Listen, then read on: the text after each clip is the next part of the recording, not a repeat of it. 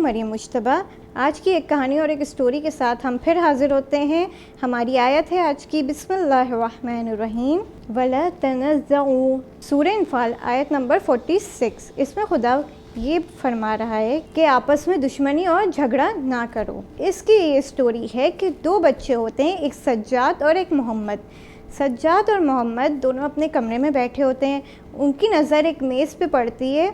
मेज़ पे एक गाड़ी रखी होती है डिब्बे में। वो दोनों उस गाड़ी को देखने के बाद एक दूसरे से झगड़ा करते हैं कि ये गाड़ी मेरी है।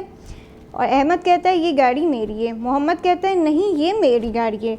वो दोनों उस गाड़ी में झगड़ा कर रहे होते हैं कि एकदम से उनकी माँ गेट से सुन रही होती हैं कि दोनों बच्चे झगड़ा कर रहे हैं। तो वो अंदर आती हैं, पूछती हैं क्या हुआ।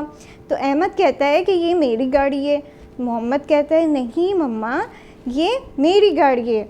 तो उस पर उनकी मम्मा कहती हैं कि बेटा ये गाड़ी आपके पापा लाए थे, उन्होंने मेज़ पे इसलिए रख दी थी कि वो देखना चाहते थे कि आप दोनों मिल के खेलते हैं या फिर झगड़ा करते हैं, लेकिन आप दोनों ने तो झगड़ा किया। तो मोहम्मद और सज्जाद दोनों शर्मिंदा हुए और माँ से कहने लगे कि मम्मा सॉरी, अब हम मिल के खेलेंगे।